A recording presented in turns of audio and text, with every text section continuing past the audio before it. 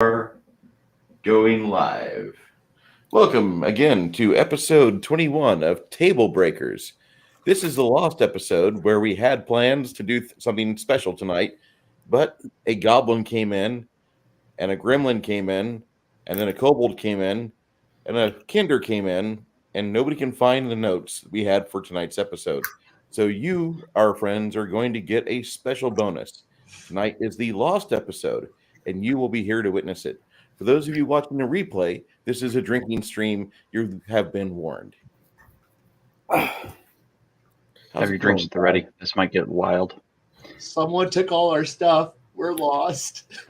Oh, I have notes somewhere. Well, I gave Garrett my notes, but he's not here. I know. It might get. And I'm sticking to that story. My story, and I'm sticking to it. That's a bad country song if I ever heard one. So, my last notes I had were I was Cthulhu on a train, so that's all I've got. Well, last time we discussed cults, religion, and organizations. yes, and organizations. I think we were leading up to Prostitution. how to run evil games. I think that's a topic on our list somewhere. I'm not sure where. Yeah, I mean, we kind of left off with, last week's episode of joking around about prostitutes and hookers. well, I mean that's every episode, so you're gonna have to be a little more specific. Yeah, but we didn't bring up blow or blackjack. Without blow and blackjack, I'm out of here. All proceeds from this stream go straight to the orphanage from which I was raised. Because of blackjack and blow. Okay, well, I have an idea. So, how do you like to start your games? Or have you already covered that? Like, do you start in a tavern? Do you start, with people looking at billboards? Like, where's a good place to start a game? I really prefer starting at like the players are already on a guard caravan, and I'll run like a random encounter where they run across bandits and they have to fight, survive, and protect the people they're with. And they have to survive. That's important. And then once that combat's over, I rewind time about 2 months.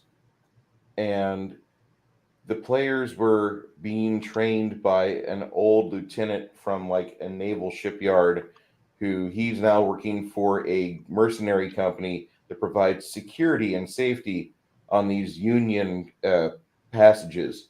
And so he ferrets out a bunch of young kids that have the ability to shoot a crossbow or use a broadaxe. And I introduce the players and I have them roll all their stats there before we start that random encounter. We have the characters finished. But before that combat, I'm making mental notes. And I'll be doing things in that random encounter. Like, I'll say something like, the months that you spent training, you can feel the delivery of it with the killing blow. Or you would normally think about running right now, but there's something inside you that thinks you can take this. And I'm saying things like that. And then I'll rewind time about 2 months and I give them this kind of montage for about 10 minutes as they are shoved all the information of where they're from, how they met, how long they've known each other, what shitty little settlement they're all from. And then after I've done that and let them know that you are not strangers, you all know each other. You guys have probably spent years together because you're in the same small community of 100, 150 people. You all know who you guys grew up with and who you had a crush on, which older sister everybody thought about. And then, you guys remember like this one bar burning down one night about 2 years ago, and you were first conscripted to haul buckets. And as I'm doing that, I'm just giving them information. And then you went through boot camp. And while the combat was going on at the start of the combat, I was adjusting the numbers a little bit to reflect your 13 minimum strength that you all have, because Boot camp will force you to have a 13 strength. You will have a medium ruck, and you will learn how to go with it and breathe normally and not be winded. Welcome to being able to carry your weight. And people will just kind of sit there and be like, this is kind of intense. No, it's really not. Because this is the first thing you've had happen in about 8 days of travel. And that's just how I started. And then after I go through the montage and let all the players discuss things and like get over the butthurt of, I wanted to be a cloistered wizard. I wanted to learn how to craft and never be in danger. I wanted to roll rich parents. Oh, you did? Did you roll that on your background generator? No, you didn't. It said from a forest community. Sorry, kid. So, all right, you make it to your destination, and your paymaster gives you some silvers. Listen, I don't want you guys to get crazy, but I do want you to be able to eat and enjoy yourself and damage your liver appropriately. We leave tomorrow at 9 in the morning. This town has bells. You should be able to count. I'll talk to you later. And that's it. And that's how I start my game. That's how I prefer to start them. Okay. What about you, Kai? How do you like to start your games? Ooh. Much more similar to what that is, but a little different, where I kind of go with the mentality that, well, the first thing I end up usually doing is force everybody to sit at the damn table and go, look, all of you need to have at least one connection to one other person at this table. I don't care what you did. I don't care. Hi there. Hello. But it's one of those things where it's like, look, there's 6 of you. Pair off, find some reason you know that guy or somebody in this room. But can we all be linked? Yes. And then suddenly, so there's none of this. So there's 5 people who know each other and that one guy who's an asshole over there in the corner. And at which point the rest of the party goes, okay, so we 5 go off on an adventure and you don't get to join. Why? We don't know you. And from there, it's like, well, I give them a little bit of a prep and go, hey, where do you plan? What do you like? This is going to be what it's going to be. What are we doing? Exploration, continent. You're going to the Dark Continent. Okay, that's all you got to know. Build a party. Or you're a group of lawbringers. Build a party about that. And they go, okay. And then they assemble a group that's about being law enforcement. Now, do they hold up to that? Maybe, maybe not. I don't know, but that's up to them. But their initial goal is like, okay, so what are we? Bodyguards for Marine detachment. Okay, so we're build a party. I don't care what you do, just do it. Make sure you get text, and then you're going to get beaten up by something because it's the first adventure. You're going to get beaten up because I don't really do this whole. Well, we all meet up in a tavern. Cool, that works for Dragonlance. That works for Forgotten Realms. But no, we're skipping that part. You're already got a job. You're going. But you're all you're all level 1 people. You've all gone through pretty much basic. You've got your idea of what your class is. You all should be not idiots off the farm. Sorry, you're not. You're all professionals. You were all hired. Go do your job. Somebody looked at you and went, "You're not trash," and hired you. Unless everybody goes, "We just want to be a bunch of farmers being farmers." Wow. I'm going to burn your village down, right? We expect that. No wizards. What? You're farmers. You have a druid in the party, but no wizards. Can I be a sorcerer? You can be a sorcerer. Why? Because, mom and daddy fucked a dragon once. And now you got magic. Cool. But it's going to be one of those things where the first event, dropping them into it's going to be, you already got your job. You already got your first mission. From there, you're on your own. but you've got a plan. You got a job. There is no. We go to the job board. What's available? No. Unless you're in a major city, they don't have a newspaper that has a help wanted board. Because I'm sorry, you don't need to have someone go, I need someone to help me find my ass. And I need 5 strong people who can find my ass for me because my ass got lost. What? Okay, no. Good luck. Bye. Move along. Okay. Connell, how do you start your games? Really depends on when I'm homebrewing or if I'm doing a module. And like if I'm doing a module, it's basically I will act like, in Rise of the Rune Lord, the first 5 minutes of the freaking campaign, the small village, seaport town gets attacked by a tribe of goblins, right?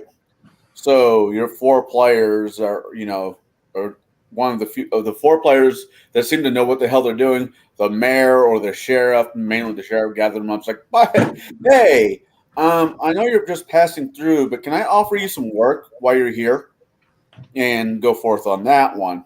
If I'm doing a homebrew, it just really depends on the situation. If I'm doing a Harry Dresden one, depends on what everybody's playing. If I got 3 of the 5 guys playing in cops, aka fire martial class, I just I'm like, you guys are called into a murder scene. They already know each other by the job, or I don't care, I want to be this. I don't care if you're a special butterfly. If you're a police officer, you know who the other people are in your houses. Therefore, you guys know each other at least by reputation. And it's always a case-by-case scenario. I agree. I mean, there was a time where I loved the old billboard. On the billboard says, help wanted, princess is missing, need extra money, wife has gone missing. Wait, she's not gone missing. I just don't care. Whatever. But I think it's very much scenario and how I like to start the game. Okay. I mean, I think those are all really great and valid starting points. And you're right, it does kind of depend on the game that you're running.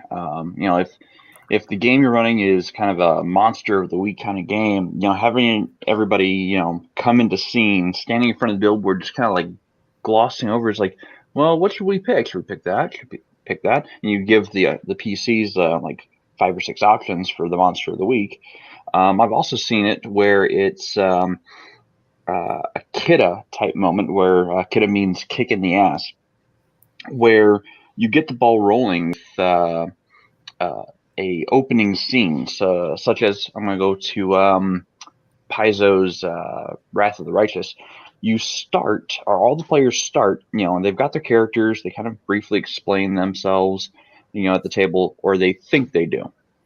Then you start reading, and it's like, hey, you're all at the festival, and just as the opening speech begins, you hear a crack and this world-shattering boom as you begin to fall and feel weightless. And the next moment, you realize you're waking up in the dark, and you can't see anything. So that's a method of starting that I kind of like that one. I've also liked the one that Kai referenced, where the PCs are starting out and they know each other because they're all from the small same village, and then I'm going to burn the village down because that's how you get them moving towards a goal. Speaking of goals, what are some early opener goals that you have for your PCs? The first job or the first few jobs, just to get their feet wet. And I'm mostly asking these questions for especially new GMs who don't know where to start and don't know how to keep the ball moving. So what is some good opener jobs that you would start off a new group of players with? Oh, I would really stay out of dungeons at least until 3rd level if I could, because I think it's important to have the players get to know the lay of the land and the map that you're having them roam around, and they should know like various people because while your character might be first or second level, which is a pretty considerable person when you compare yourself to a normal innkeeper, shopkeeper type, or somebody who has like a business inside of town where they don't have to deal with violence to achieve their ends. Um, Most adventuring character types have to achieve some level of violence in order to get it going, and that's the difference between, you wanting to have a life with unlimited capitalism versus somebody else who's like, oh, my dad was a shopkeeper, I'll be a shopkeeper too. And they're going to know riches, but not true wealth. And there's Robert Kiyosaki lesson in there somewhere, but I can't figure that out if it's employee based or not. Anyway, your characters being second or first level, you are still better trained and better equipped than most common people in your community. If your entire community was first and second level commoners and peasants, there'd really be no need for you to be there because they already have enough things to fix whatever's going wrong. They've got experts that are fifth level, they've got people that can do stuff. But most games are ran under the assumption that the commoners are first or second level at best at their apex, and you're starting out at age 16 and you're second level. Bam! So I think if you get to like third level with me, I want you to be able to look at the map for the game world and be like, I've been here, here's the things that happened to us along the way, here's what happened over in this location. Over here we found a blah blah blah blah blah blah. And you know where you have been. You know where you have tread. And that's how I perceive it.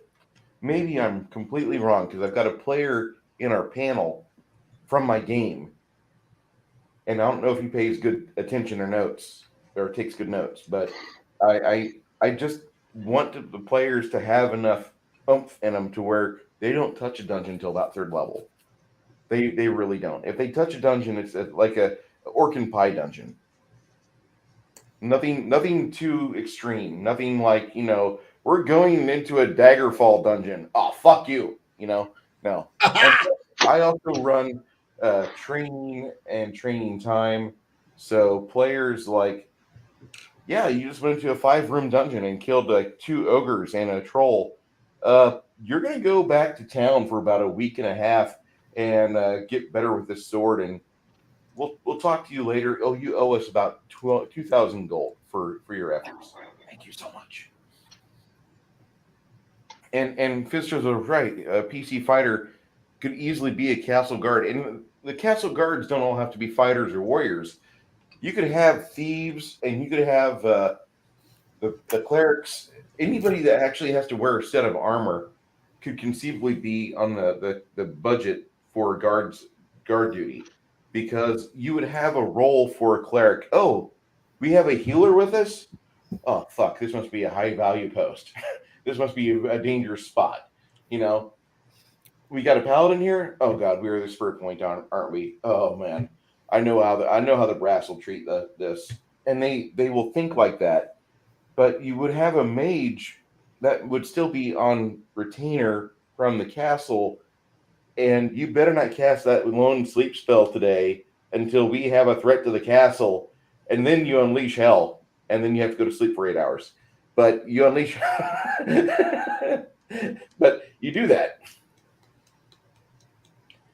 and you have these games where you don't force the players into a world where like dismemberment is feasible. It could happen.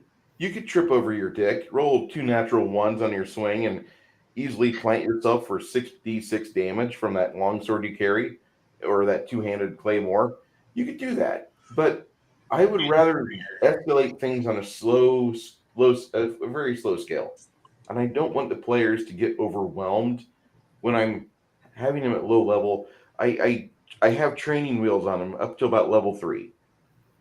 After level 3, the training wheels come off. You get to see like an ogre rape a mustard or a moss ooze or jelly in a farmhouse somewhere. You have the worst things happen.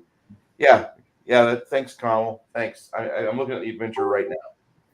But you have those horrible things happen after level 3 when they've already, "Oh, I'm no longer a rookie. Oh, cool. I'm going to fuck with you hard now." And you run the Dresden experience where they enter the room and there's the 2 dead characters where their hearts are blown out by sex magic. You could do such a thing. Yeah, everybody's like, "Yay!" No. Talk about blowing your load. That's such a good book, though. Anyway, moving on Connell, what do you normally set as your first few adventures? Kai, I see it brewing. I outrightly kill one of the players. Outrightly kill one of the players. Because I've been in several campaigns where people have gotten emotionally attached to their characters. So when that character dies, that person quits the game. Quite literally packs up their shit and goes home and doesn't come back next Thursday. You know what we call that? Extra share for everyone else. Right. So I want them to understand death does happen. Yes, this is a fantasy RPG, but death is still a part of the game. So, but I don't go out of my way like, wow, you found a magical box, a puzzle box out in the forest. You start moving together. Next thing you know, you get chains and guys in weird leather pieces. Yeah, no, I don't do that. That's only for Bruce's campaign. But no, it's like the caravans. They're trying to make it from the port to wherever are getting attacked by gobos, owlbears, something in the woods, something natural. I'm not saying goblins are natural, but they kind of are. Something you just find in the woods. So, the rogue who thinks that he's the hot shot because he can do his stuff, but he only rolls a 5 instead of a 12, and he thinks he's hidden. He gets stabbed by a goblin or stepped on by a owlbear, something of that nature. And when that character dies, it's a learning lesson for everybody else. And I sound like a dick, but that's okay. But no, I need new time DMs to understand it's okay for your character or one of your players to die. Don't wipe out the entire party, but death does happen in the campaign. And I like to have that be a learning block within the first 3 or 4 levels. Because after 5th level, people actually, I get not emotionally attached, but I get attached to my character. I'm like, ooh, after 5th level, I'm going to go do this class and take that feat and do this and this and this. Congratulations, your character died. What are you going to do now?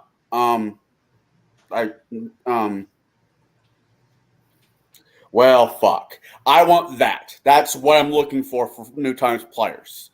So that's kind of how I like to start my game. The first, very outside of the gate, what that looks like. Okay. I guess, Kai, you're up next. Yeah, Kai, take it away. I have gone the rate. Depends on my players when they sit down at the table and they start talking about what they want to do. If they are just like, I don't know what to do, and I'll just be like, your boat sinks. Congratulations, survive. And they'll be like, what? I'm like, are any of you? Congratulations, new continent. Good luck.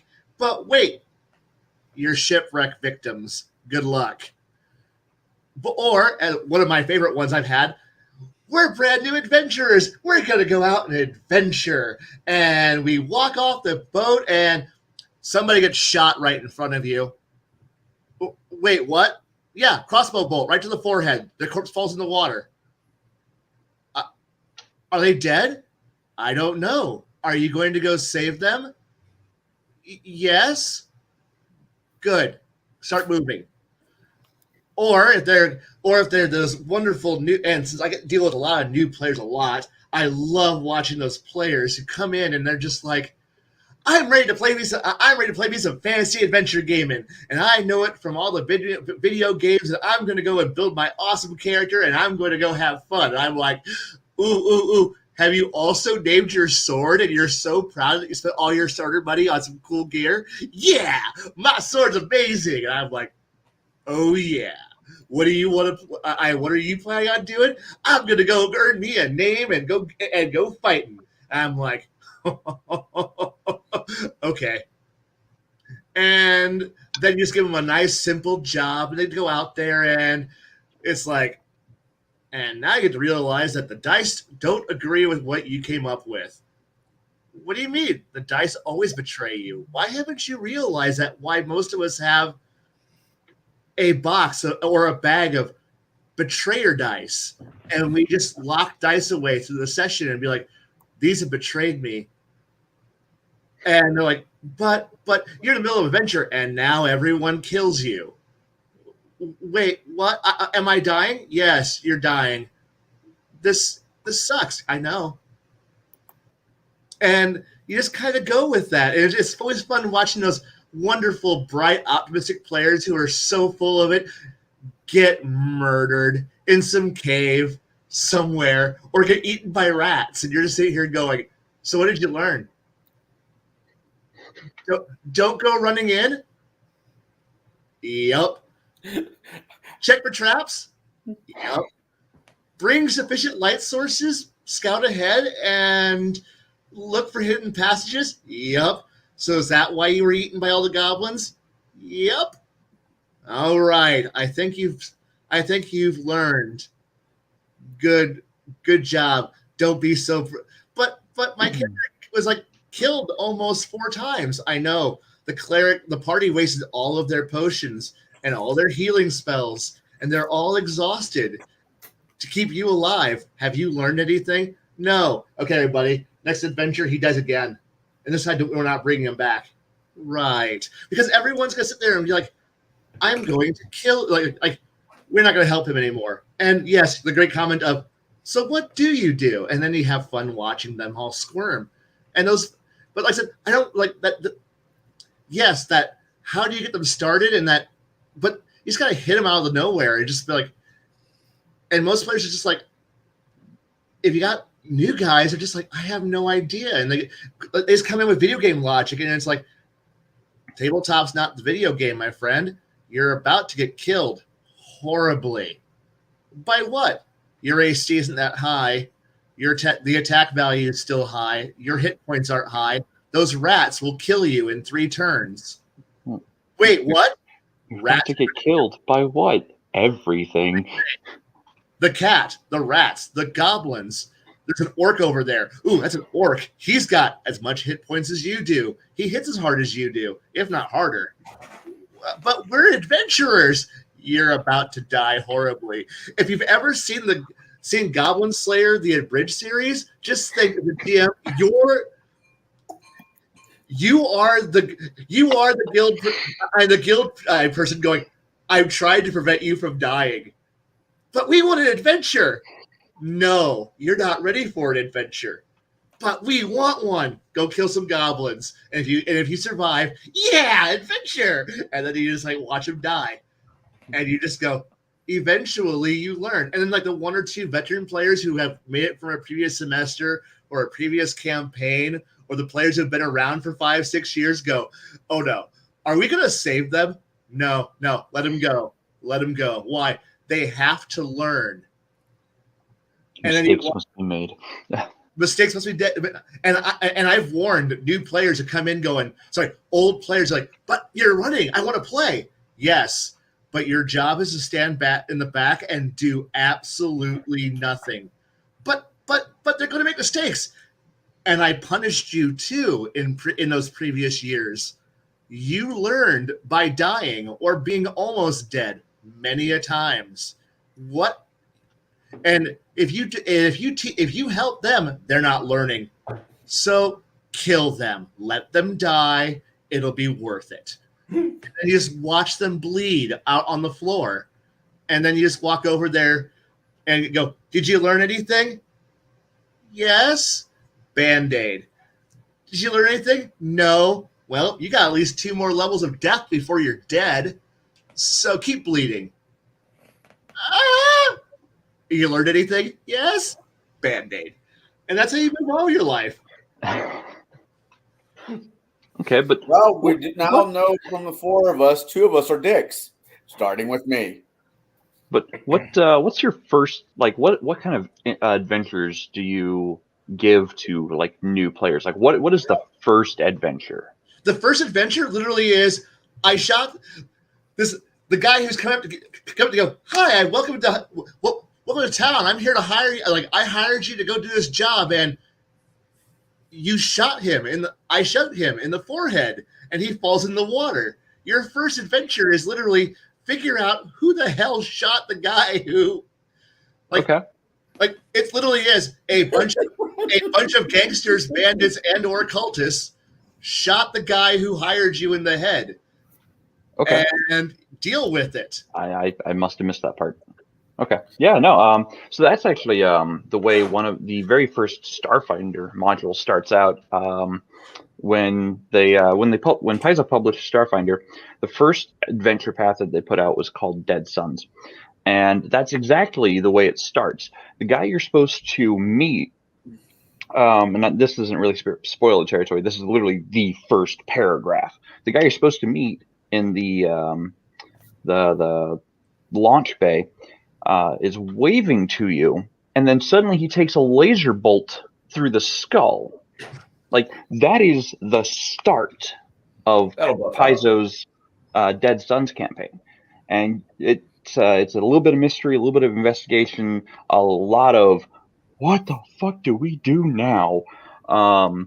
So, and to alleviate some of that WTF, I think every group needs mentors. And this is actually kind of a part and parcel to the hero's journey. If you don't know what the hero's journey is, the hero's journey is detailed out in actually a pretty good book called The Hero with 1,000 Faces. It's a bit of a dry read for some, but it kind of goes over how we as a society and how we as a people over the course of our literal world tell stories. We tell these grand epics of these great heroes of the past, but they all start somewhere, and it's the call to adventure, and then leaving the known realm, typically with a mentor, and then everything eventually comes full circle.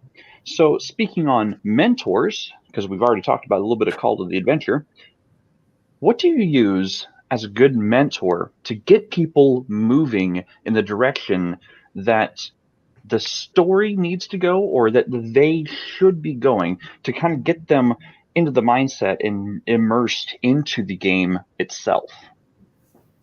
I really appreciate having the players go through a session or two, and you'll see the lazy ones will rely on their mentors to do the things, to attack the goblins, to cast fireball and stop the bandits from attacking us. Oh dear God. And I love having a Ricky Schroeder moment where you kill their mentor in front of them. Like, oh my God, Galarian has just died, or Gorion has just died. Oh no.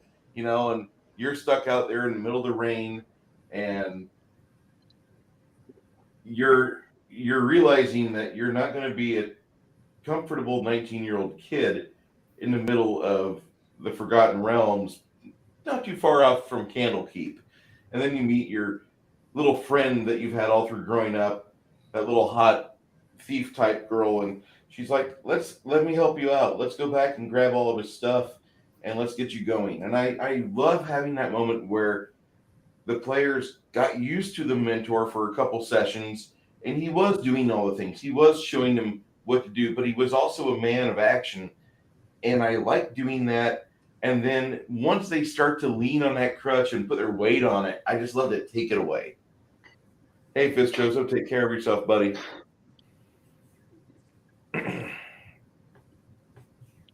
That's Hey, Indigo Dragon. Go ahead. that's good. I mean, that's a really good point. You know, players really do get attached to their mentors, and they lean real hard into them for the first however long. But you do, as a GM, have to take them away eventually to get the players to realize that they are more than their mentor, that they Or are the next generation to go forward. you So, have a situation where their mentor is actually the evil archmage behind the merchant guild activity that's ruining this little province. And betrayer the mentor. entire time the mentor was invested in building a retainer base, a bodyguard wall, so nobody could get to him. And here you are, mentally and morally conflicted. What do you do? The betrayer move. I like it. Bruce, you must really be from Illinois. I was just thinking the last few governors. Hey, not You the had last. 4 of them in prison at once. Well, the last one didn't go to prison, though. No, he There's didn't. still time. Rauner didn't go to prison at all. No. Anyway. he didn't. So, Kai, what do you do for mentors? Do you use them? Do you like them? Oh, I love them. It's honestly why I love my generational games so much, is because you can pull in the mentor being a former hero, a former character. Someone the players can go, I remember that guy. I used to play that character, and they're going to help us. And then you just bring them in, and you're like, wow. And usually you can play up player overconfidence because, that mentor's done what I had. They could go off and do the impossible, give me good advice, help me along. And you're like, yeah, but they do have their own agendas, their own personalities, and you can actually set up a wonderful moment where that former player, especially if they're actually, so that former character, especially if that player is actually sitting at your table and going, yeah, I know everything that character can do. And I'm like, yeah, I know too, because, I ran that previous campaign, too. And play up that overconfidence and every once in a while going, so what would your character do? And then get them into a horrible situation where it's like, I have, engineering a trap where it's like, where it's all about luring in all these former heroes, and the players are like, we're in their vanguard and we're going to help them and cheer them and support them. And then literally set up a situation where everyone's going to die at this point, and have that point of going, so players, which one's more important, your old characters or your current characters? And the old generation, who's probably now, because it's been 30 years since their prime, are kind of going, we're old, we're decrepit, even with we're past our prime. Hey, new heroes, you start escaping, take whatever you can, run.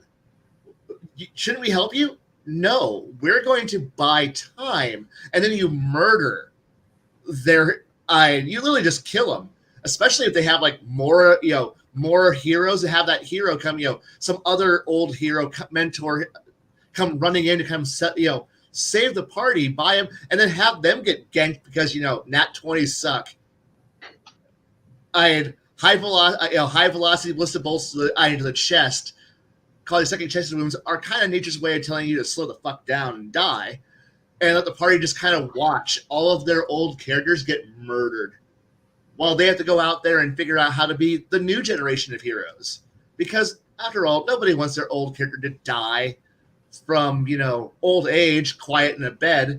No, let them die doing really cool things like buying, the party, we need time to figure out a solution to this, and have that, have some old, some old PC who's like 3 generations removed from now old decrepit, give an impassioned speech about how, hey, we should trust the players, and have them have an aneurysm and die of, just die of brain hemorrhaging while giving a speech, and to give it and go, players, this is your last chance. Do the right thing. Do the heroic thing. Why? Because you're old. Because so-and-so's old character died of a brain aneurysm and of a stroke. giving a speech to buy you time to be heroes. Be heroes. Okay. It's like, have no fear of murdering their like make them love their mentors and then murder them. And it's great. And it actually is a great motivator because, wow, you're watching someone that someone spent years, especially if you kind of work it out ahead of time, going, hey, I'm going to kill your character. Is that okay? Yeah. How are you going to kill me? That's a surprise. But I'm going to kill you. Okay. And now they're in on it. And you're right. Nobody wants to die of dysentery. But especially if you can especially if you've got multiple players who are going, we love this character. This is the this is the hero of the previous war, and then have them die doing something heroic. I love my mentors because it hooks you in for when the death is actually going to happen and makes them go, oh shit, even heroes can die. Yes, even legends can die. Now go. Yes, the original Star Wars trilogy is actually a masterpiece of the hero's journey in cinema. Continuing along with mentors, yeah. Cigar GM, have you used mentors? And if you have, what do you think about them? And do you kill them like this guy up here does? I for the last several times I've just ran modules, but the few times I've got to do homebrew, especially if I'm doing a variation of the Dresden Files, I'll use Dresden himself as the mentor. I'll have the Chicago Black Cat squad be the main heroes of the story, where Dresden pops in.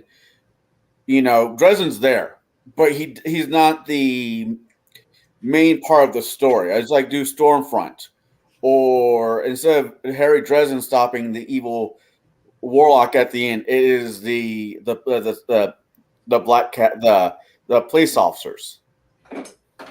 Okay. And I'll use Dresden as their information. I'll have him show up and help him in a few battles, but he is the guy in the back. He's got bigger fish to fry. Right. Yeah. He's the one taking care of,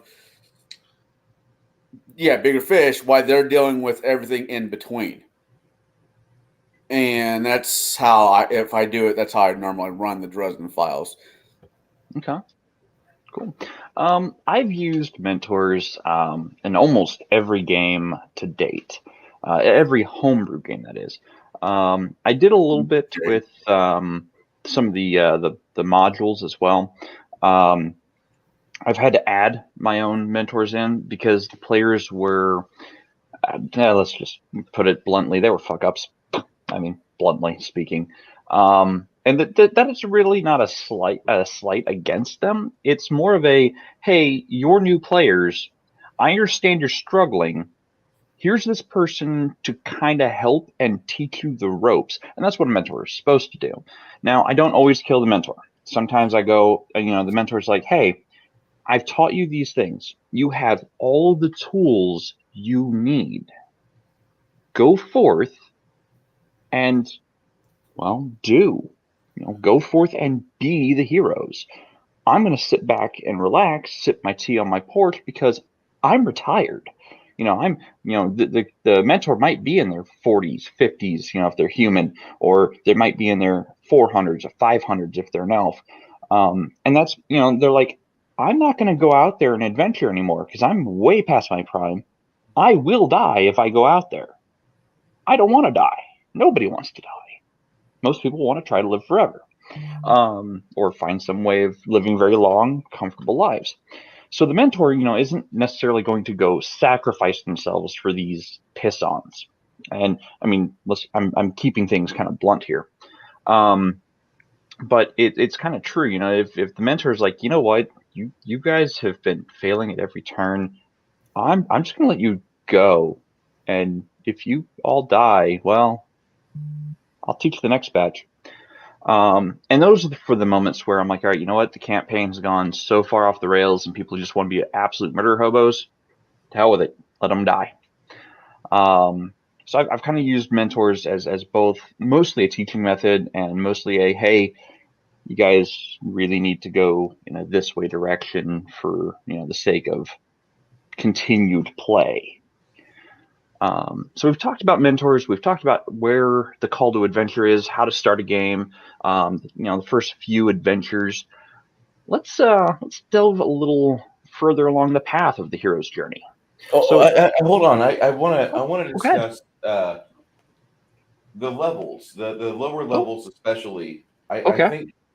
I think you need to spend some serious time in the lower levels because Yes. you need to recognize players and dungeon master alike that people have limits, and nowhere is that more recognized in the first 5 levels of like a typical D&D, no matter what edition game it is. If the DM is doing it right, keeping them poor, keeping them struggling, and then giving them the occasional boost to their financial output, I think it does a good thing for the players to recognize that in this campaign world, you are a little different than everybody else because nobody really wants to trot along for 4 miles an hour on the back of this smelly donkey with a wagon. You're there doing it, and you've seen a lot of sunsets and a lot of rainy days from this position. You've helped get your donkey unstuck out of the mud. I'm going to focus on a. I apologize about my bong in the background. I know some of you don't believe that. It's actually a coffee maker because I just shared my coffee link. But there's a really good module for Harn. And let me find it. Silver Way. All right. I have to say, I love the sound of the old-fashioned coffee makers. I don't know. I don't know if it's something from my childhood, but there's just something to it. You mean percolators?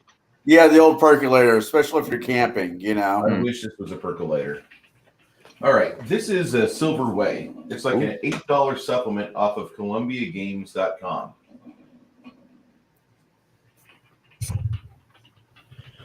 Since before the first men came to Harn, the Silver Way has been the only road into Azadmir, the ancient and wealthy kingdom of the Khaz'dul.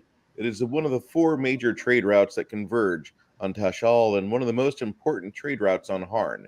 It's also one of the most dangerous. That's the opening paragraph. It gives you a distance of 56 leagues, 8 days on foot, 6 days, wagons impassable for typical work. Altitude and other mountain perils make the Silver Way uniquely treacherous. Heavy snowfall makes the trail impassable from mid-autumn to late spring, but the trail is a challenge even in summer. Sudden torrential rains can cause flash flooding. The ancient Khuzan construction is not completely impervious to the ravages of weather and age. Khuzans are the dwarves. Every year, reconstruction is required for some sections. For most of the length, the trail is wide enough for 2 laden mules to walk side by side, but it is steep and twisting for long stretches, and a slip of one mule can easily cause the loss of 2 or more. Already, you guys should be feeling like this is going to take you forever to level up, and it fucking should. As if the physical dangers were not enough, the route traverses Brigand and Gargoon territory. The lower reaches of the Silver Way are haunted by bands of brigands who prey on small groups before they can join the great caravans that depart from the Ninoim Bridge. Close to Zirun, the former Khuzan mines of fauna are now home to an aggressive and dangerous colony of Garguvazal, orc spawn. The foul spawn attack caravans that appear weak or disorganized. Experienced travelers never travel the Silver Way alone. And this is the type of thing that I would shove my players onto for a level or 2. It details a horrible, horrible path that you have to take a wagon train of 24 or 48 donkeys up and around. and it takes you 8 to 10 weeks to traverse it. It details various places you will rest. It details various things that you will possibly encounter. And most importantly, it gives you enough ammunition to load up and aim those cannons at your players and push them into some very arduous work. Opening character levels should never feel like you're the DM for, I'm going to say Ricky Schroeder again, but the players should never feel like Ricky Schroeder, whose daddy has a big ass train set in his mansion, and you have all the things to do with your life. The opening levels of the game, you should keep your players poor, hungry most of the time, and on the edge of just insanity, because them trying to make it work should be an effort. It should be work almost for a game. And I know that sounds so difficult for many of you, but you don't want to make this game easy. You want to always infer the pain, the muscle soreness, the way their hips feel when they dismount. You want to make sure you impress upon your players that every fucking silver you earned is going to mean one more hour of sleep when this miserable trip is over. So I would say if I was going to pimp a product for this week, I would go with the Silver Way. It's only 7 pages. It's a few dollars. I'll find the link. I'll drop it in the chat. And you guys can go to drive-thru and download the PDF. It is amazing. And if you want a low magic feel, Columbia Games has an entire continent to explore. They've got the right verbiage within all their products to make you feel like when you get done with a trip, you can't wait to take your boots off and stretch your toes for once in this last 12 or 14 hours. Or maybe it's been 3 days since you've taken your boots off. Ouch. That sounds painful. But no, I do agree that keeping the early game low level, and keeping the player characters kind of poor, not necessarily destitute, but definitely make them feel like they have to earn their keep constantly. All in the hopes that they'll have their breakaway moment, and that breakaway moment is when you cross from the known world into the unknown. And again, that's part of the hero's journey, where the character goes, from riding the caravan every single day to, a breakaway moment of, hey, we just got attacked by a raiding party. We're gonna go track down that raiding party and raid them. That can be a breakaway moment. Or, the breakaway moment might be where their employer goes, hey, you've done some really good work for me. You've earned a lot of respect, a lot of, credit within my organization. I have a job for you. And that's a breakaway moment. That gets us from the known, the several grueling months of just, in the dirt and, everyday traveling, to now we're getting into the high-paced, high-stakes, high-rewards kind of scenario, where we go into the unknown. So what is a good first into the unknown type adventure that you like to throw at your party, from going from boot camp or training and throwing them into the unknown worlds? Kai, you look like you want to start this one. What? Unknown world stuff? There's always that point when you just go outside of there and find a lost temple full of ancient weird stuff that's just waiting out there for you, and you just don't realize it. That crystal, that like, I want to, because there's always that player who goes, I touch it. You shouldn't touch it. I touch it. Have you not read any form of Lovecraft in your life? No, but I touch it. Everyone else, please don't touch it. I touch it. And suddenly they're like, gateway to the celestial heavens. I opened a dimensional gateway to some weird place. I unlocked a suddenly, you know, the chamber that's been holding an ancient evil opens up, and the horrible armored dragon, armored creature comes out there, looks at you, and thanks you for letting him out of the box. Some weird ninja appears out of nowhere and stabs the hell out of somebody because they got drunk in a bar one night. And is that point that just something fun happens, and it's just an interesting moment. And it's just, it is that point where you just go from, wait, we're just normal people to, yeah, a bunch of fairies just showed up. Like happy small fairies? No, the reality warping kind. Oh God. Wait, those exist?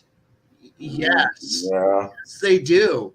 And they don't like you. Well, they like you, but not in that way. Oh, are we going to be in trouble? Yes. Or simply going, and we turn around the corner and there's a Stormtrooper Legion. Why is there a Stormtrooper Legion? I don't know. Why is there a Stormtrooper Legion? We're in trouble, aren't we?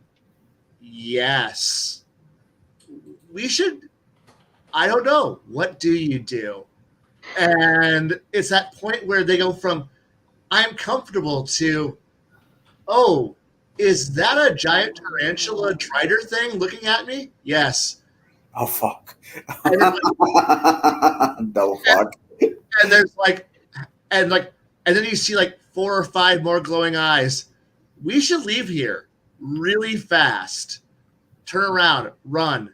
Or this is a nice looking, this is a really beautiful garden.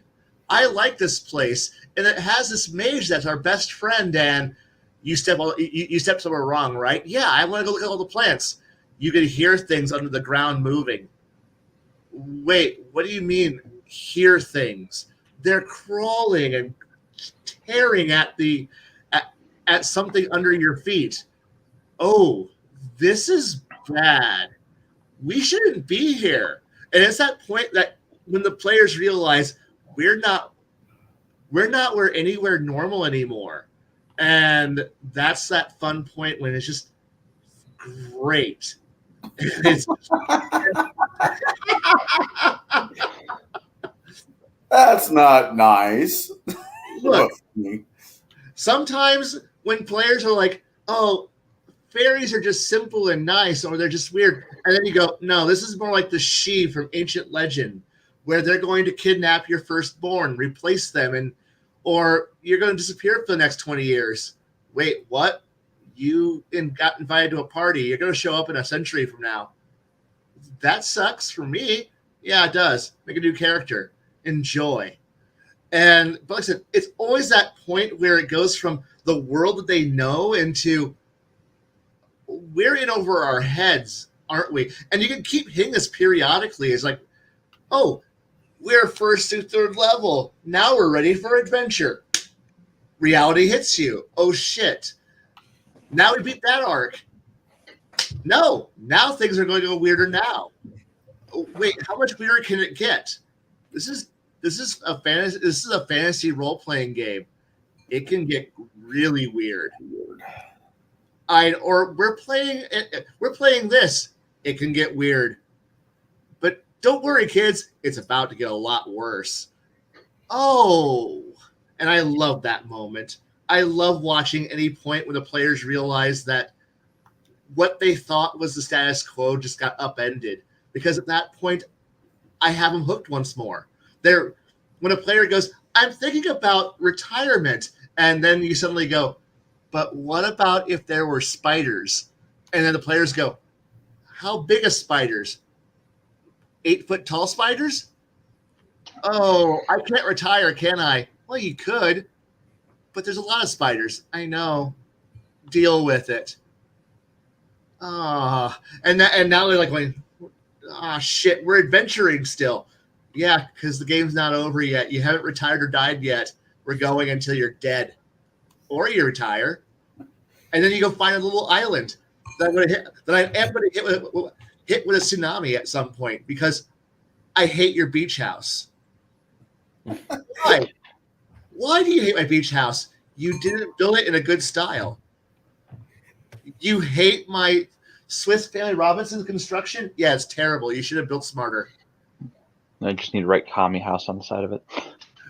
You're right. You're right. I wouldn't wipe that place out. But as somebody You would or you wouldn't? would not, though I Okay. We can still be friends.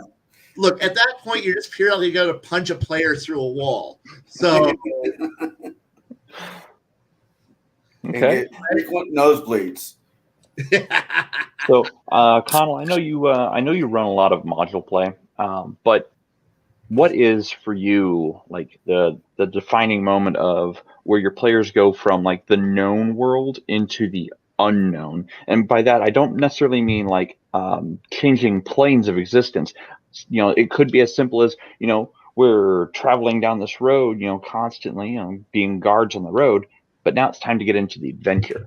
So what is your favorite first into the unknown adventure that you like to pull? I kind of have two answers for this. Okay, go for it. If I am doing modules and it's not my first time, my first go around with this particular module, but something I've ran 101 fucking times, I will change the goblins out for cannibal halflings. Or I'll just change up enough where there was a giant, you know, a giant this or a giant that, or how about a gray render comes walking out of the forest and just stops and look at you. What does the party do? And just do odd and weird things just because 10 to 1, I've already had one person at the table play this module if the module's been around long enough.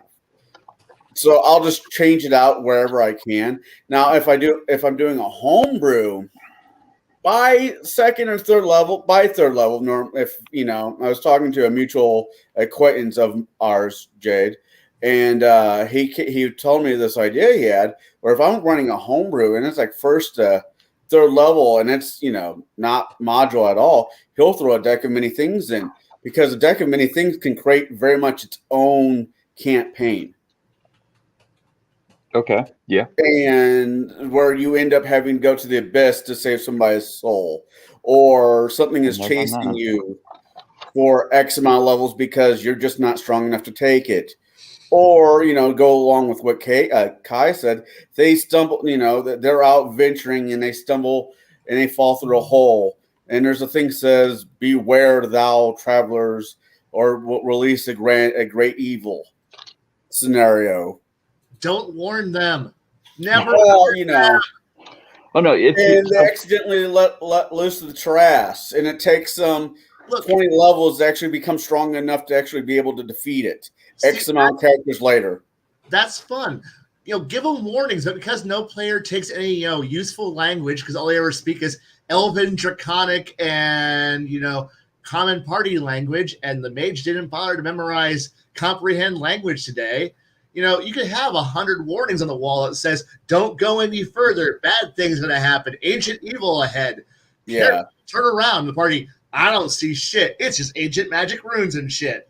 And then they walk over to it. And then, you know, the one party member, this is a bad idea. And then you have that one player, I touched the rock. Boom. And you're like, I believe it was your campaign, Jade, where we had this was over at Twin Towers in Peoria, the old crew. Oh yes, and, I know the one you're talking of.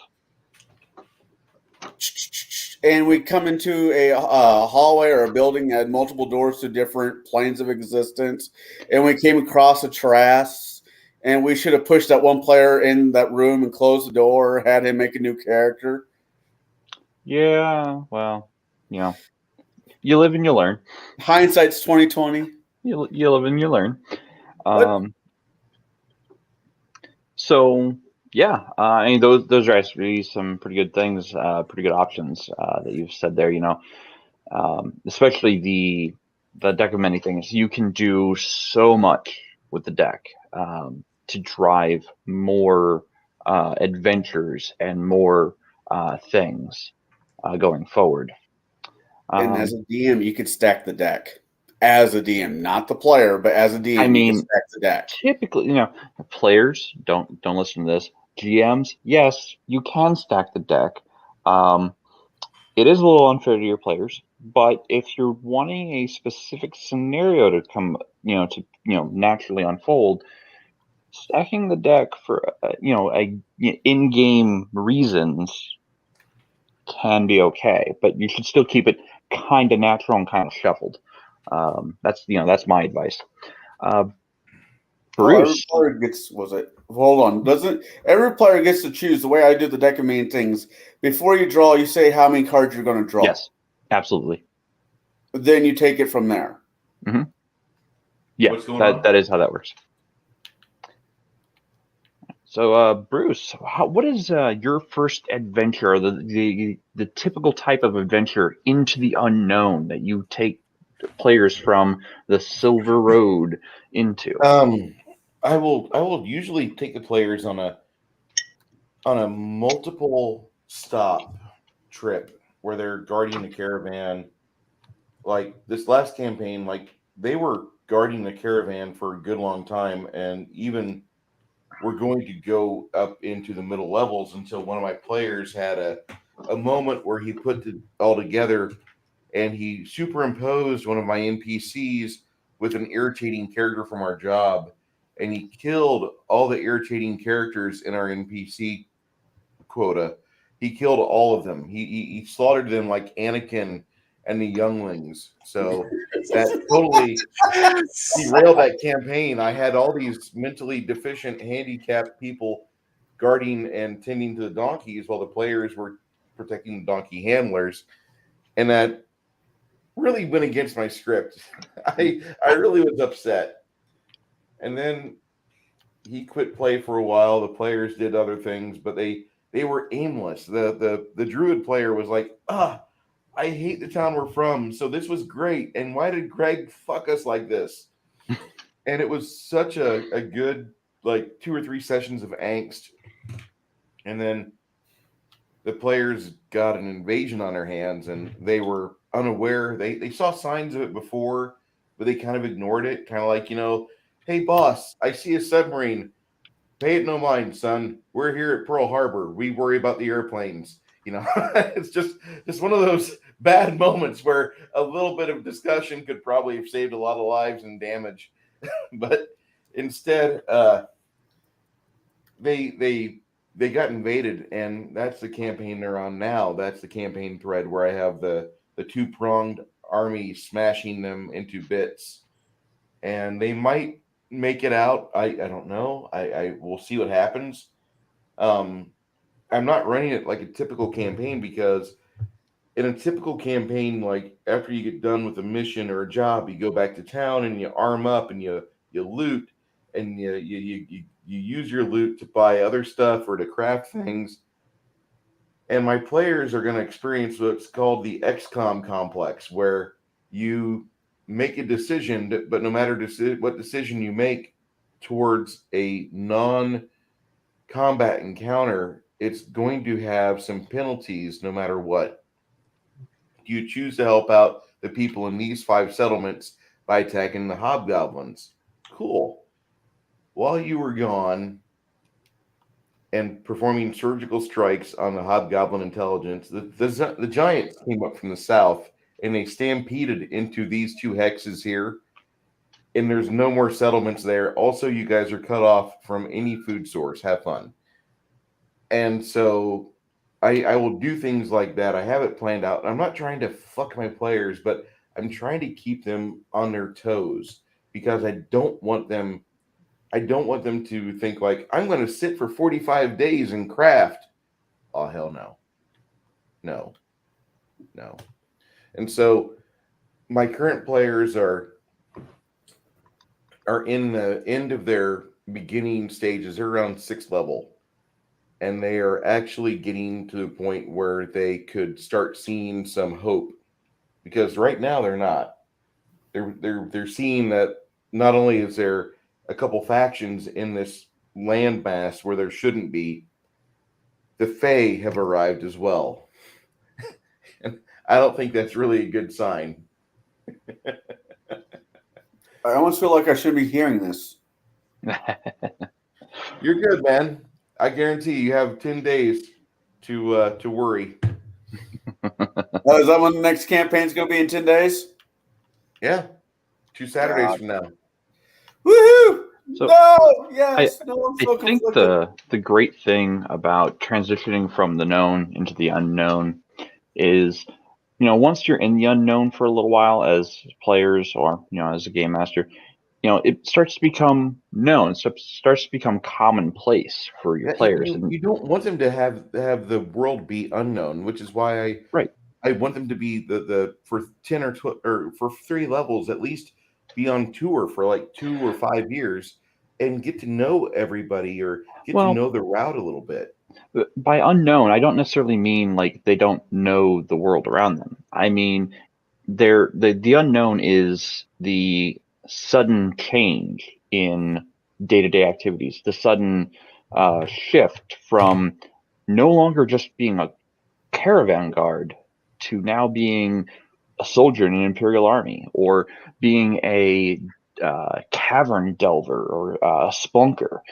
Suddenly your job has changed fundamentally. Not necessarily for the better either. But though that is what I mean by going into the unknown. It's not going from I'm just a cavern or a caravan guard every day. We're It's guards. We're yeah, guards. it's I was a caravan guard. Now I'm something more. That's the unknown. Mhm. No, I And took it out to we the actually we see this actually in as previous commenter said, in Star Wars. Luke Skywalker goes from the everyday life, the humdrum life of being I'm a a humidity moisture farmer, farmer. right? Moisture farmer. He goes from that to suddenly, something horrible happens and it throws him into the unknown. He's suddenly leaving his home planet and he doesn't know if he's ever going to go back. He's getting swept up in the galactic war between the Rebel Alliance and the Empire. It's completely unknown to him. He's not a soldier. He's not a pilot of any kind. So that's what I mean by going from known to unknown. It's like suddenly everything that you know in life changes, and it could be a subtle change, but it typically is a major change. And this is a plot element that a lot of books and movies use to get people really hooked into it. So, huh? Bang shot, boom, boom. um, so I think the greatest thing about the unknown is once it becomes known and becomes every day, because eventually Luke, he's a fighter pilot. That's what he's become. That's what he's doing every single day. Well, let's go into the unknown yet again. Now he's a Jedi. Now he's training to be a Jedi and training to be, this warrior priest or warrior monk. And then he eventually goes into the unknown again and becomes the master or the mentor. So you can do that in game as well and go from, the known into the unknown. Once the unknown becomes known, you do it again. As Kai said earlier, you just keep, recycling that unknown feeling for the players. So they keep transitioning from, oh, hey, our life, things have settled down. We're getting comfortable. Yeah, I'm going to hit you with a meteor right now, and we're going to see where that goes. I think that if you guys are looking to shake up your campaign world, have an invasion. Yes. Have the land that the players grew up in. Have their old favorite stomping grounds get sacked. Have the lumber mill on the north side of town where the river's at. Have that become a base for like an ogre and a couple of very temperamental orcs, and have them kidnapping your childhood friends and taking them up there and totally destroying them before they cast aside their dead, mutilated corpses. do that and put guards along the pathways and checkpoints of the enemy. That way the players have to be resourceful and not try to stand out like sore thumbs. Make them be in a mindset to where they must be stealthy. They can't just go in barging, kicking down doors everywhere. Make it to where they have to do precision strikes. Let the rogue shine. And I know that probably just made Russ, wherever you are, Russ, I know you're smiling when I said that, but let the rogue have his moment there and take their familiar world and cast it in a miserable drab gray of battered stone and broken homes and fires and ash, and make it worth fighting for. I agree with that sentiment. So when I do like the invasion plot lines or the invasion methods, I seed elements of that at the very beginning. The players, as they're first starting up, they kind of get hints along the way that tension is brewing between their home country and another bordering nation. And you know what? As luck, fate, or not so great luck might have it, their town just happens to be somewhere near that border. So I do like the element of invading armies coming to take their homes away, because it gets the PCs, to take action to protect what they believe is theirs. Let's see here. Any sorry, mine just. We're not talking about prostitutes or horror, but we can sure as shit promise you our chat will be talking about horror. No kidding. No kidding.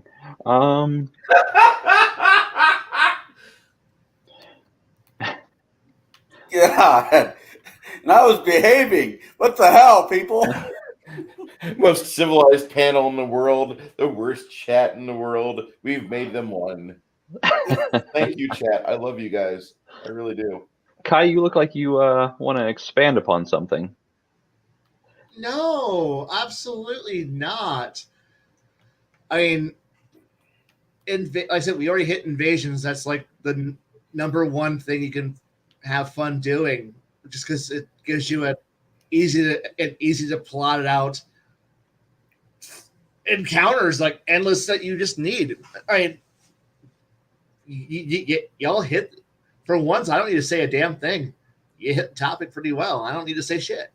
Oh, okay. Well, I've been hemming and hawing around with the idea of doing the invasion. And yes, Baron GRock, yes. For once, I'm the one following after everybody else's good choices, and now I got nothing. Sorry. You were saying there, Cigar GM? Yeah, I've been thinking about doing an invasion one. It's just I don't know if I want to do like a modern fantasy, like modern world, and all of a sudden like a Shadowrun type theory. Not so much the steampunk, but cyberpunk. But a crater in the world opens up and dwarfs and all of the things comes climbing out, or for a homebrew or what, or the veil finally rips, and that's been keeping the never and the human part way. I don't know. I think there's definitely a lot to be said about a good evasion story. It'll drag the players to the table every week. You said story. Oh, I did say story. Well, story. Dude, I don't have enough. I don't have enough to drink. Come on now. That's not my problem. So we've talked about the the travel, the call to adventure, the mentor, leaving the known world for the unknown. Let's talk about, I guess, equipment like loot drops and such. Do you craft things for your players? For let's say they get to level 10. Do you make personal items for them, or do they just find random stuff out of the MIC? By MIC, I mean Magic Item Compendium from 3.5, or the Ultimate Equipment Guide or whatever, Like, do you actually, craft it, or do you just roll random? Who wants to start? I'll go. Okay, go for it. Here we go. I'll craft items at an early low level to go, here's what I think you'll be interested in. But because of the fact that I think this is because the other GM is one of those stingy ass motherfuckers who decides to go, y'all have no fucking money. None of you are able to craft. None of you are able to do a goddamn thing unless I tell you that you're allowed to have it. And you'll have whatever shit I throw at you. Be happy. I'm like, no. And then my players are all like, we have designated this person's our crafter. This person's our enchanter. This person's this guy. The party is pretty much just we'll craft it ourselves. And at that point, it's like, so here's like, and they will be like, no, we are customizing. We are custom building it. It's like, but I have this cool item that I spent hours thinking would be a really cool item for you. And the party goes, that's nice. Fuck that. No, this is this thing here. This, I don't know what it is, but it's cool. And it's customized for what I want. And because they've been abused by every other GM who's been like, I'm here to fuck you. You're going to be poor hobos trying to rub two copper pieces together so you can get an in thing. And you're going to get a long sword. I don't use long swords. Fuck you, long sword. Eat it. That's what you're going to fucking use and you're going to like it. But I use a long bow. Fuck you, short bow. And so therefore it's like, at a certain point, you're just like, the party just goes, all right, loot. And, when the party at the end of an adventure starts to resemble them throwing, mass piles of discarded war weapons into an orange pile and go, what do we do with all of these? And you're like, steamroller it. I don't give a shit. And then they just roll it over because you can't sell it all because the economy's going to collapse because you can't go out and like, I have a house made of long swords or long and short swords. Fuck it. Why? We have so many of them. Why? It's on the random loot tables. Fuck it. Whatever. And at this point, it's like, I don't try to customize because my players are just going to look at it funny and go, no, we have people who are blacksmiths and enchanters and we just build it ourselves. Well, that's not how it's supposed to be. Fuck it. Fuck it. Just, you want your downtime, customize your equipment, work on it. I'm going to make it hard. I'm going to make it hard on you, but deal. And at that point, they just go, and at that point, they're not so, oh God, please, I need like 45 more gold pieces as they're like some kind of like chintzy freaking weird ass money grubbing asshole. And you're just like some subhuman who only cares about cash because they need to upgrade this new, they need to sell 3 or 4 more swords so that way they can get a cool weapon upgrade and give me more money. Give more money, Gibbs. Oh man, GM, please give good stuffs. No, well, fuck that. And no, just let your I just let my players go. Look, there are crafting rules. You know how to use them. Use them. Because honestly, you're just going to make what you want anyway, or worse. If I don't let you make it, you're going to show up and be like at every major town. I want that item. I'm going to find that item and I'm going to hunt it down. I'm going to go from store to store and be like, give me. Where is it? I want this. I have the cash for it. Give me it. Well, there are no magic item shops, and I will find somebody who has it. And then I will offer them a fair deal. Well, they don't want to part with it. I'm sorry. All I heard was, I'm going to stab you tomorrow night. God damn.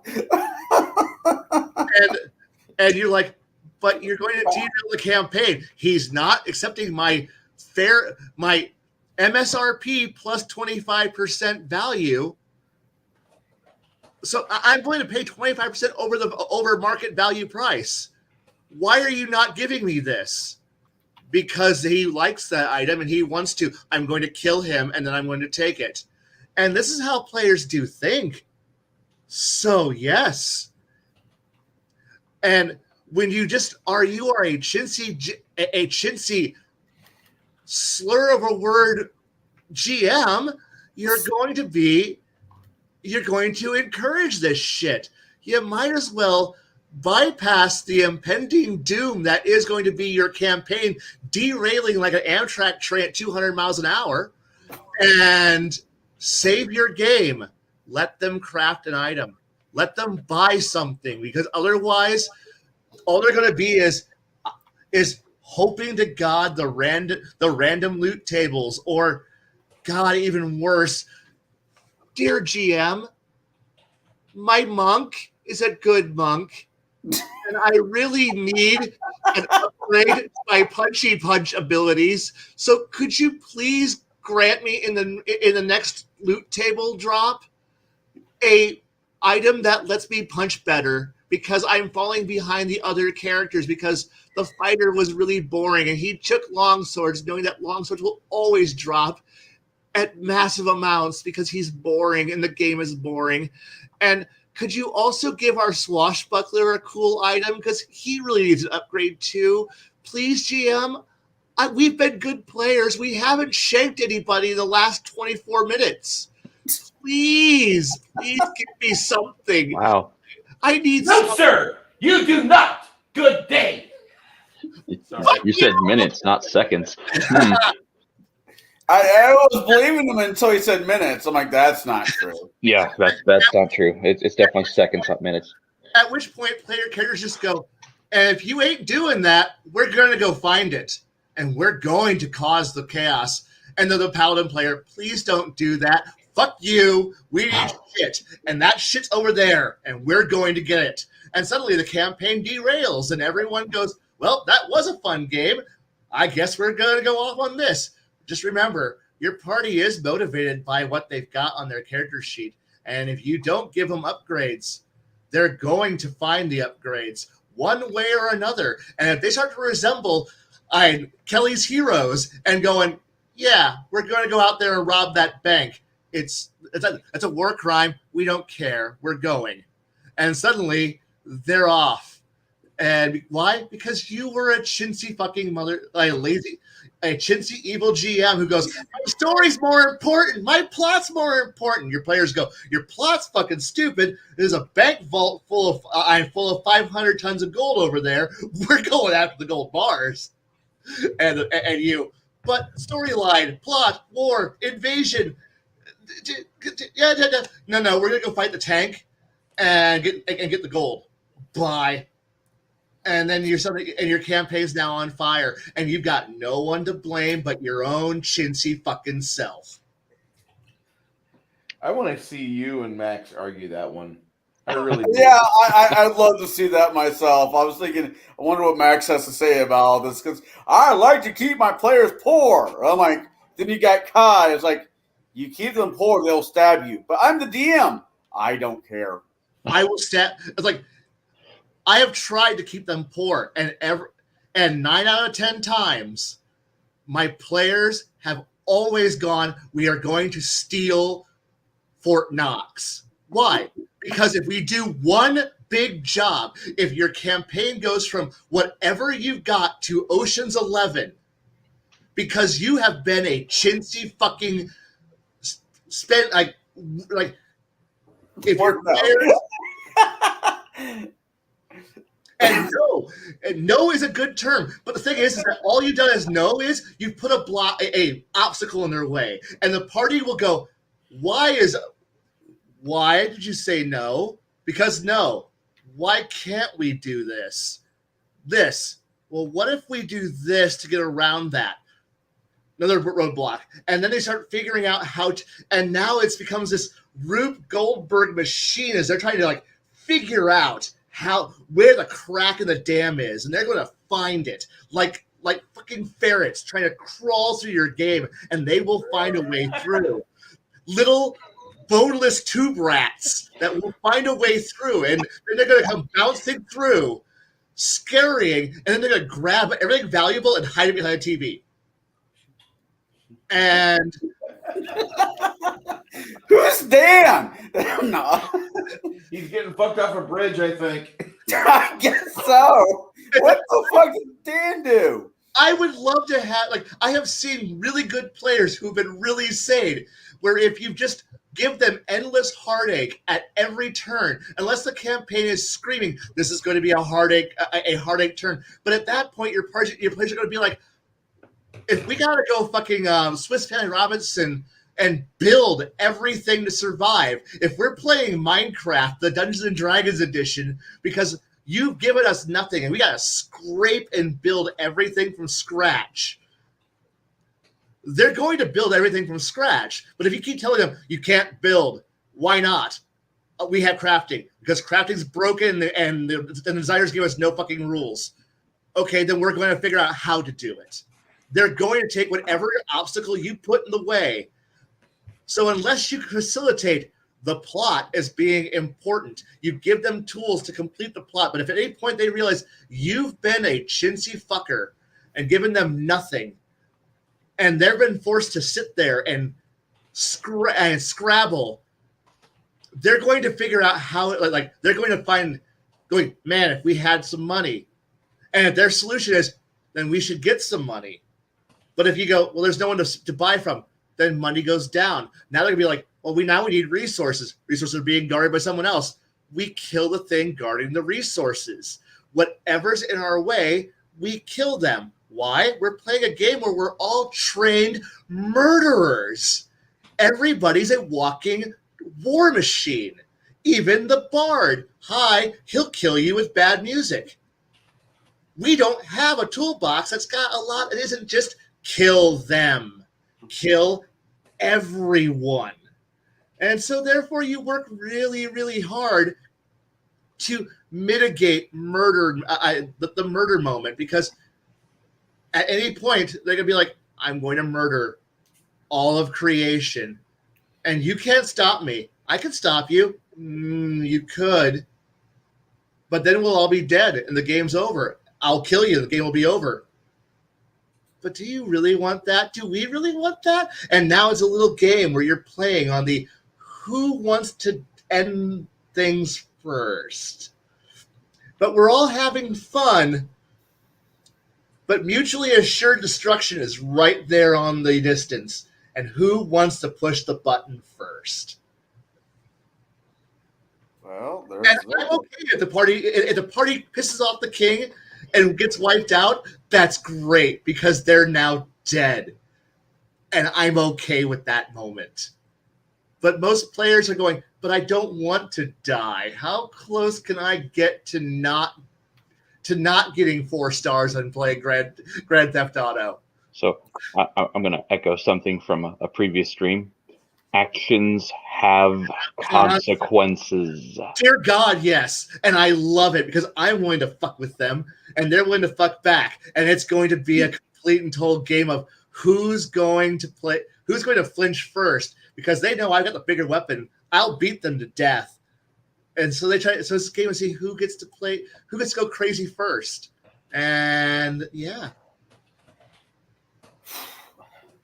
So I guess I could try to follow that. I don't know how, but I guess I could try. yeah, go for it. So we're talking about giving the party loot, whether it be custom loot to fit the needs of advancing gameplay, or just random loot. Which do you do? I have Max. Max is my how should I put this? My silver dragon that seems to have cousins all over the world, who owns magic shops. Because I believe in magic shops. I don't believe every small town in the world has one, but I believe every major metropolis has at least one. Your river, your water deeds, your pick whatever major metropolis city, has at least one magic shop. Or maybe 2.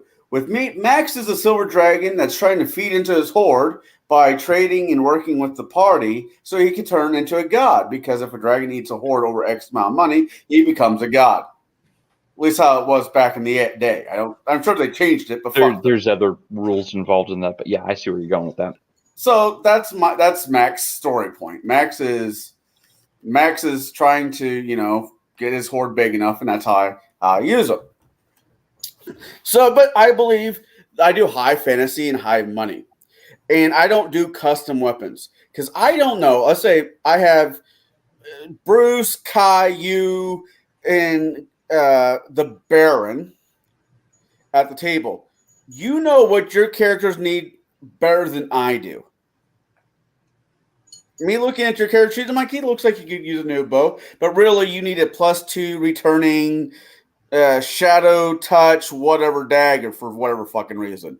I don't know what you need. You know what you need more than I know. So if you could either go one or two ways in mind. Well, do we get any downtime? Yeah, we got probably about a month's worth downtime. I want to create something. That's awesome. Or hey, can I put in a special order? Is there somewhere around here? Can Max make a special make special items? I'm like, yeah, Max can do that.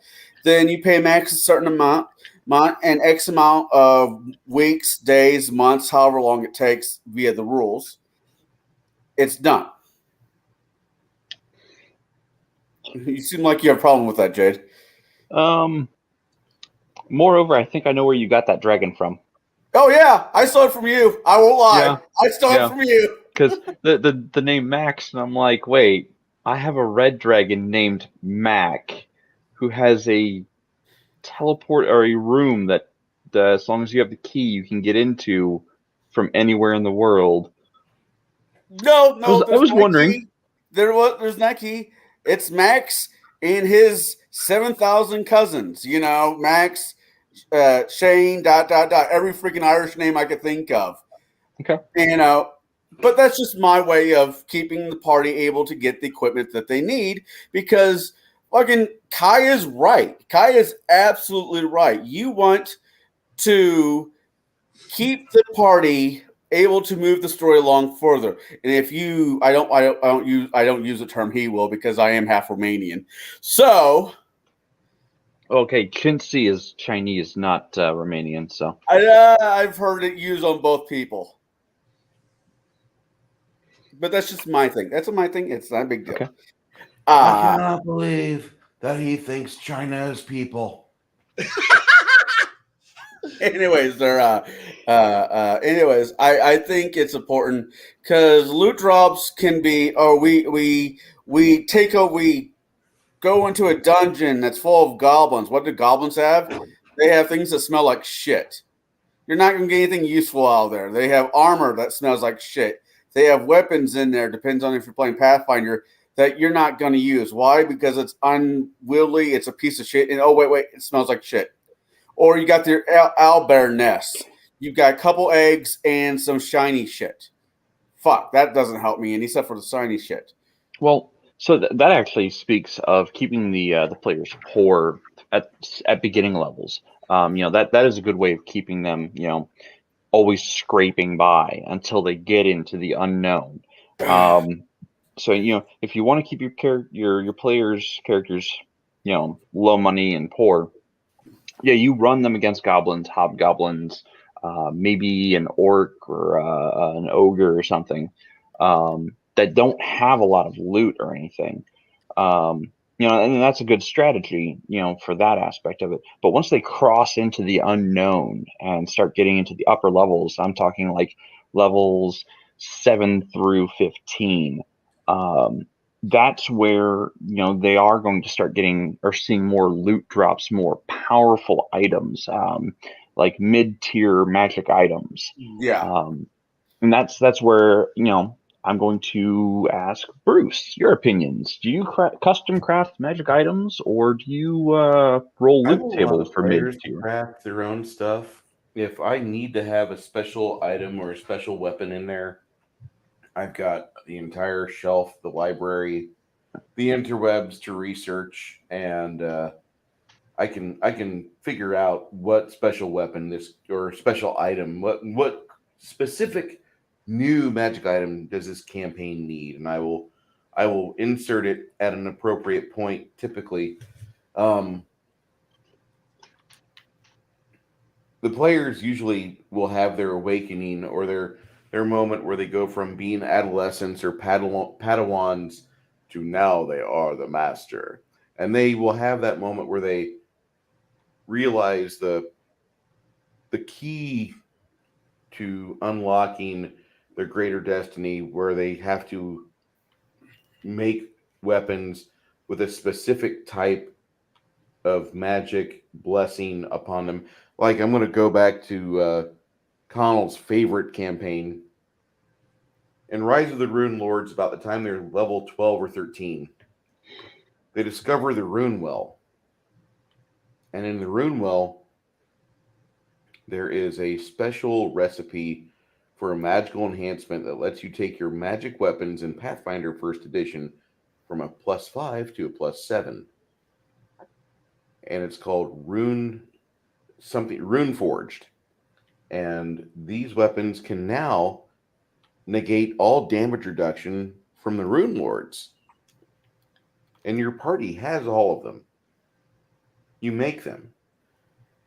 And then you're pointed in the direction for where you need to go next, because this is in Shalast city where he is at, and I refer to the Archwizard at the very end of the campaign. It's the most classic campaign. If you've not played Rise of the Rune Lords, find a good DM to let them have you go through it. It's not a sandbox. Don't feel it is. It's not.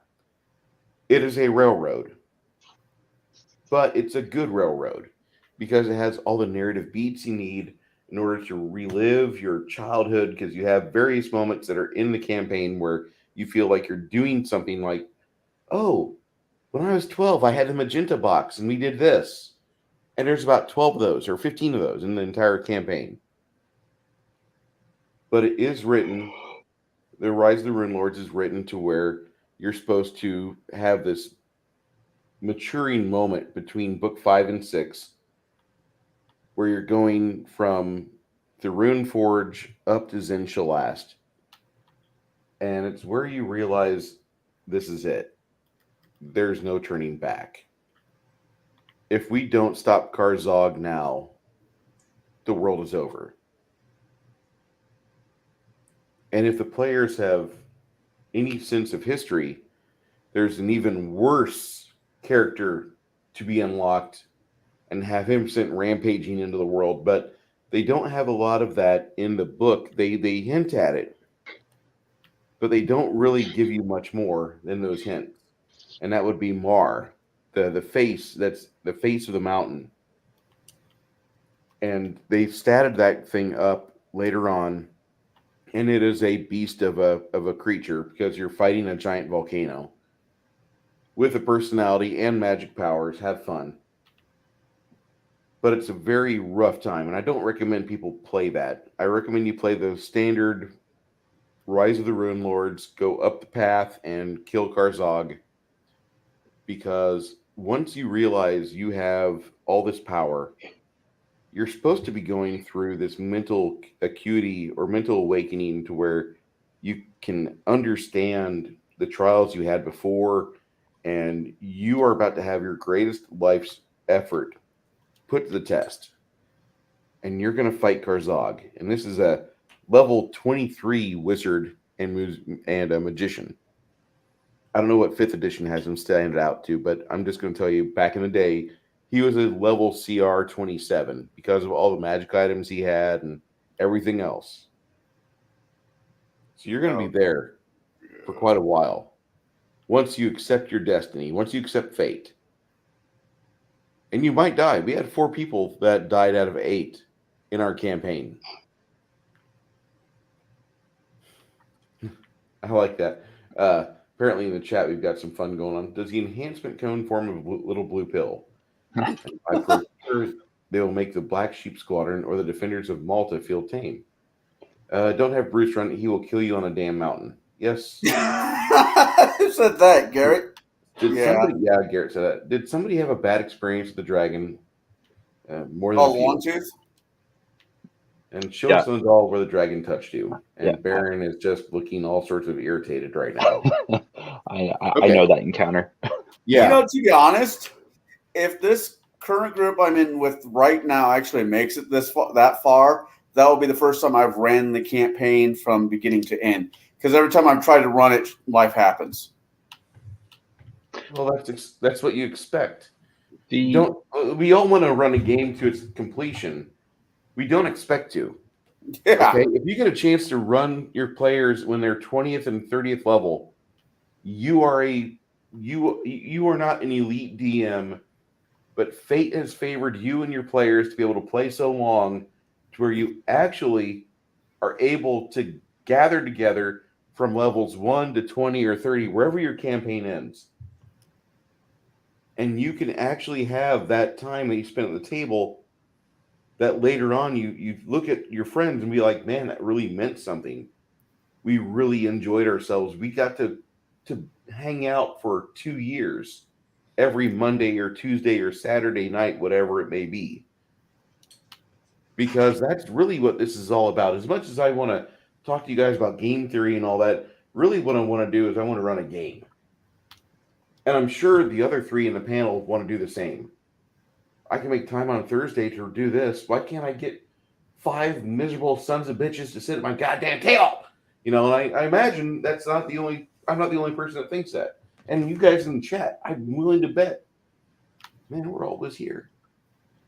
My job I just changed jobs, so I gotta dump the game. I'm sorry, but you were the key person for the game. I know, but paycheck.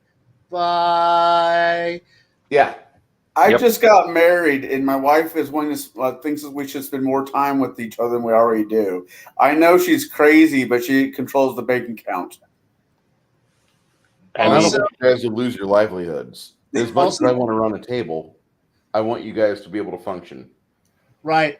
It's like also our game night on Sundays has become family night, so I can't make it because of that.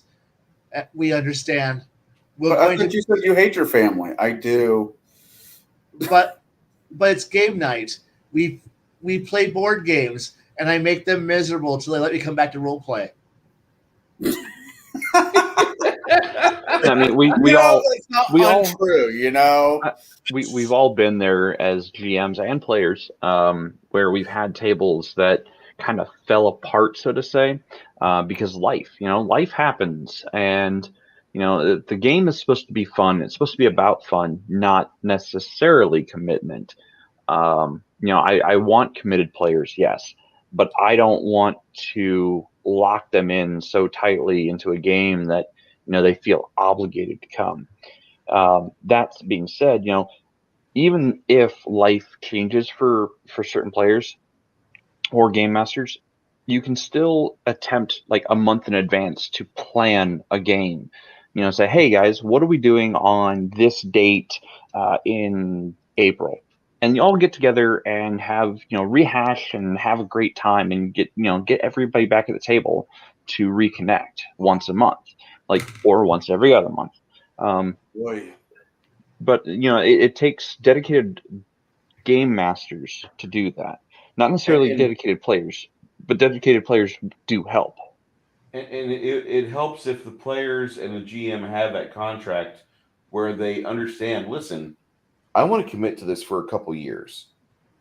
And if you guys are blessed enough to where you don't have a job or vocational change, or you don't have a problem with your married life saying, okay, I will be here. You go play your game with your friends. I'm going to do my crafting or my bridge or whatever it is, my hobby. Respect that person, by the way, because she's giving you that time or he's giving you that time to play the game. But whenever it's time for them to have their hobby time, you let them have that. Unless their hobby time is like getting a train ran on them, then you failed as a man and your name is Jack Murphy. Okay, sorry. And Legion that says, I got a player who misses 3 sessions in a year. God, I fucking love that guy. He sounds, when he's in the chat, I can only hear Arlie Ermy. You little meatball! You do not miss the 3 games of our fucking campaign! Do you understand how important this is? I measured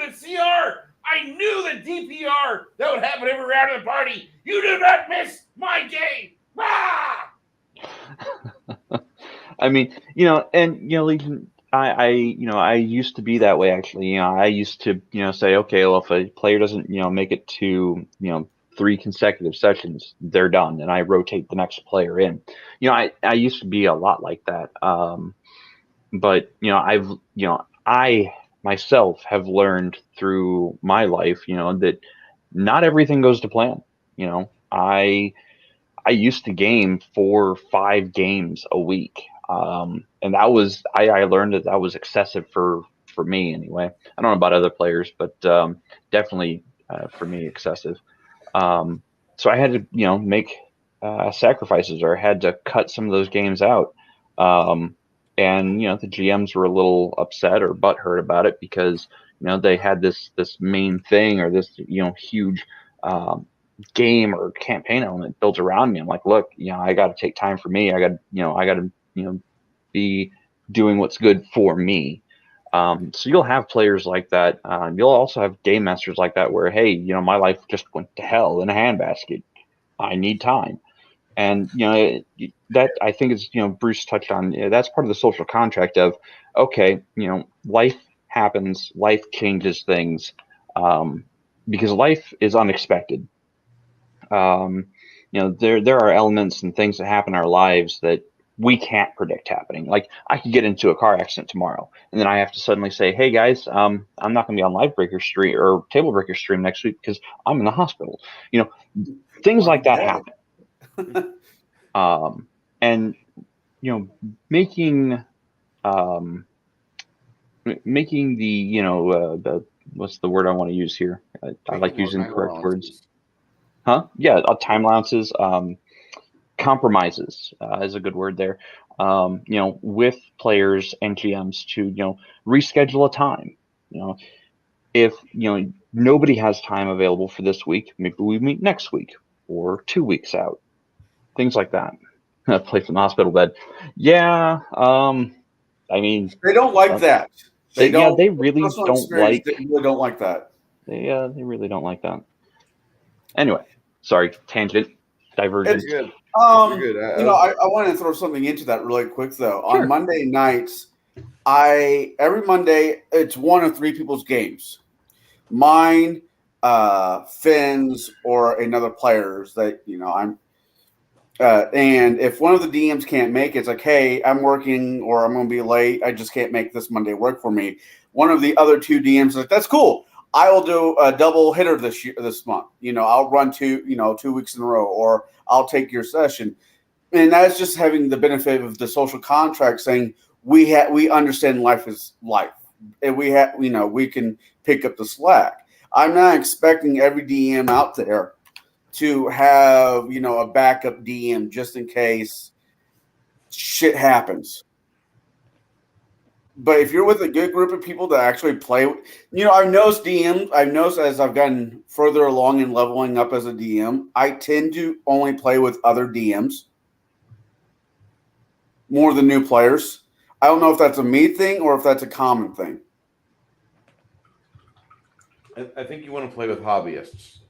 I think you want to play with people that understand the commitment for the game, and just running around with a bunch of, no offense to 5th edition fans, 5th edition D&D, if you advertise it, they will come. They will occupy your table. It's up to you as a DM to break them of bad habits that Tumblr will try to give them. Stop that. Don't let them have those. Break them of those habits. Teach them the right way. Teach them TPKs are a normal thing. All right. Oh, yeah. What you want to do is, if you're playing with a lot of DMs, make sure you take a lot of notes, because that's only going to improve your game even better. That really is. Genre Film says, my social contract states if a DM can't show up for a game session, he has to be killed. That way DMs never miss a game, obviously. I like this plan. Please kill me. Tired of GMing already, I see. He's only been doing it straight for 10 years. I know, right? God, Damn. The nerve of the guy. I mean, I'm thankful for my Tuesday nights because it's not D&D. It's not an RPG whatsoever. It's a gaming system. Starfleet or Babylon 5. I know a few people in the channel are going to be happy to hear this. I am about ready to learn how to play Robotech on Tuesday nights. Okay. It's just, there's more than life than D&D and Pathfinder and RPG. There's other types of games out there. So if you hit the burnout, try something else. Don't give up on the hobby. Just try to pivot to some other system or some other game. Because if you stop showing at somebody's table, your friends will start to miss you after a while. Warhammer 40K. The thing says, I hate you. You get your stress out by just pushing miniatures and killing everybody. It's nice. Or Drop Fleet Commander or the 100 other games. Yes. I mean, yeah, which Robotech? I have absolutely no idea. I'll find out Tuesday there, Max, and I'll let you know. I know you're excited. Yay! Cigar DM is going to stop talking about 5e and start playing real games like Robotech. Did you actually find a table where people actually were able to assemble all 400 pieces to one miniature to be able to play Robotech? Which is cool. I like that. And you don't necessarily have to play tabletop RPGs or even the miniatures battle games. If you and your group of friends are into it, you can play board games. Like, this is one of my favorites. This one actually plays really well into tabletop RPGs because this can give me so many great ideas for characters. It's called Call to Adventure. There are other games like this that you can also pick up and play if you're into that kind of hobby. That can help you revitalize your willingness to jump back into the hobby. I just lost my train of thought. It left the station without me. Oh, damn. Anyway. Strippers?